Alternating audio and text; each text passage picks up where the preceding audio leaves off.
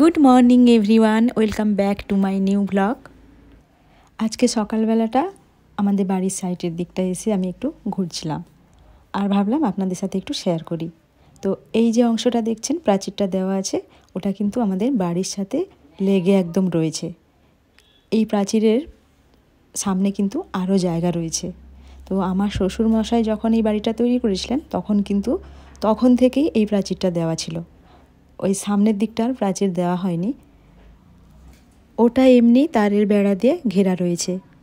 যেহেতু আমাদের সামনে মেন রোড আর রাস্তা তৈরির সময় সবার জায়গাগুলো বাদ যাবে এরকম শুনছিলাম, তো ওই জন্য আর প্রাচীর দেওয়া হয়নি, শুধু ওই তারের বেড়া দিয়েই রাখা হয়েছে।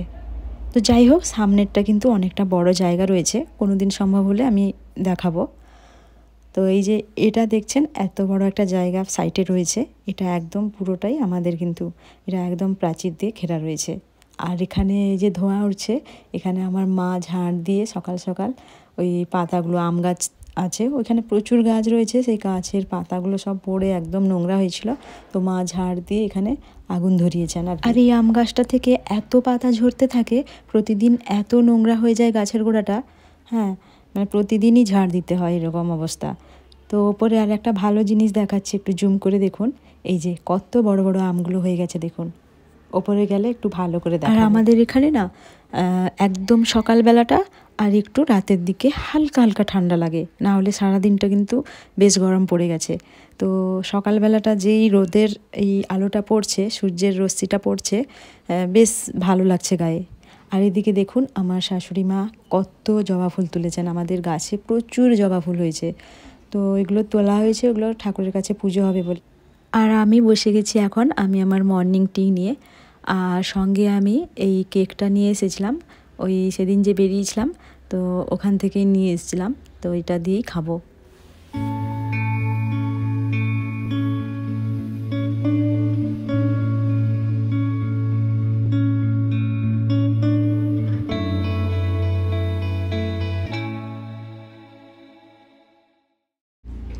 এই যে বস্তা থেকে নারকেল ঢালা হচ্ছে, আমাদের বাড়ির নারকেল এগুলো সব নষ্ট হয়ে গেছে, খাওয়ার মতো লোক তো নেই, এত নারকেল কি হবে, ওই জন্য আমি ভাবলাম যে এই নষ্ট হয়ে যাওয়া শুকিয়ে যাওয়া নারকেলগুলো এগুলো দিয়ে তেল বের করব। বাড়িতে তৈরি পিওর নারকেল তেল বেরোবে। তো এরকম আরও 2 বস্তা রয়েছে, ওগুলো সবগুলো খারাপ হয়ে যায়নি, দেখবো কোনটা কোনটা খারাপ হয়েছে। আর এদিকে মাকে বললাম নারকেলগুলো সব ফাটিয়ে ফেলো আর ছোট ছোট করে কেটে দাও, আর বাকি প্রসেসটা আমি করে দেব, ততক্ষণে আমি রান্নাগুলো বসাই। আর আজকে বাজার থেকে এই চিংড়িগুলো এসছে, তো এগুলো দিয়ে ভাবছি একটু মালাইকারি করব, যেহেতু বাড়িতে তো নারকেল রয়েছে, তো ইচ্ছে করছিল একটু মালাইকারি খাবো। আর সবজিগুলো কেটে রেখেছি, শাকের একটা তরকারি করব।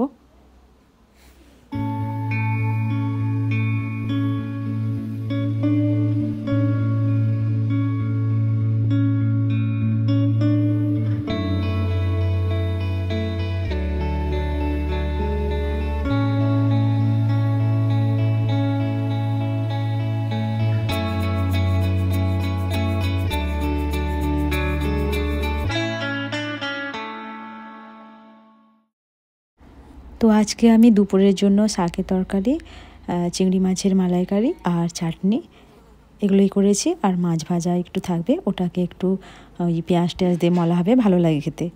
তো এরপর আমি দেখাই, চলুন মা কত নারকেল ছাড়িয়েছেন। তো এতগুলো নারকেল বেরিয়েছে, তো একসাথে করা যাবে না সবটা, অনেকটা টাইম লেগে যাবে, তো এর হাফ আমি আজকে বানাবো। নারকেলগুলো এতটাই শুকনো হয়ে গেছিলো যে কোরানো সম্ভব হচ্ছিল না, তো আমি ওই পাতলা পাতলা স্লাইস করে কেটে নিয়েছি। তো ওগুলো কেটে নিয়ে আমি অনেকটা মানে মিনিমাম 2 ঘন্টা তো আমি জলে ভিজিয়ে রেখেছিলাম, তাতে কি হয়েছে নারকেলগুলো এত শুকনো ছিল তো ওগুলো সব ফুলে গেছিলো, তারপরে মিক্সিতে দিয়ে এরকম পেস্ট করে নিয়েছি।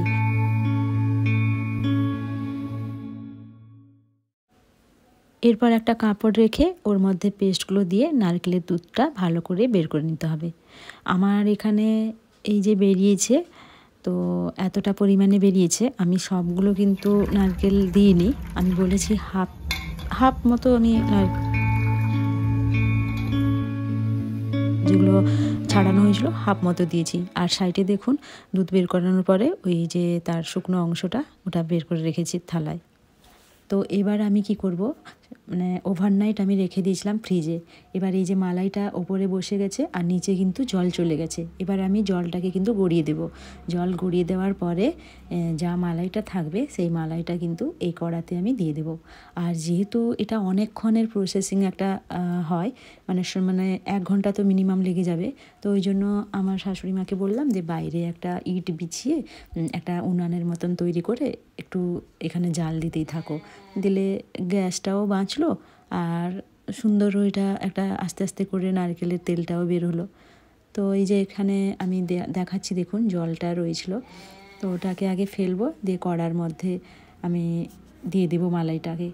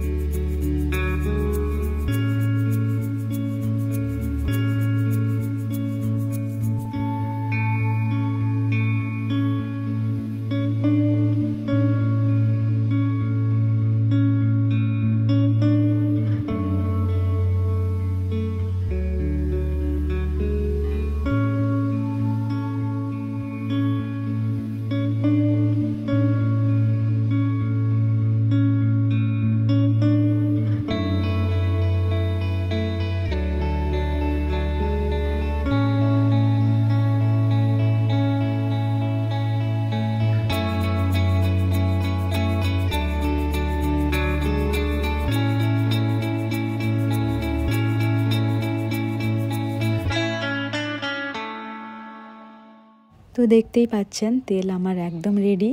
তো এরকম করে রেখেছি কারণ যা অবশিষ্ট তেল রয়ে যাবে সেগুলো সব মানে ঝরে ঝরে পড়বে।